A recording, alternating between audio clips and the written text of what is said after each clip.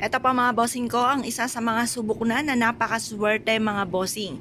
Bago matapos ang buwan ng Agosto, mainam na subukan nyo po itong gawin dahil ito po ay makakatulong upang sa ganon, instead na kamalasan ay puro swerte ang darating.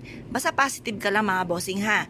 Kasi kung ikay gagawa ng ganito, tapos nasa isipan nyo ay mga baka ganyan. Tapos yung mga baka ninyo, ang papangit naman ng mga baka.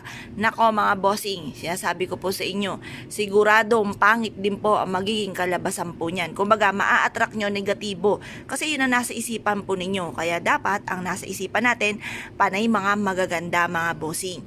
Ito pa mga bossing ko, isa sa mga subok na nagtataboy ng mga kamalasan.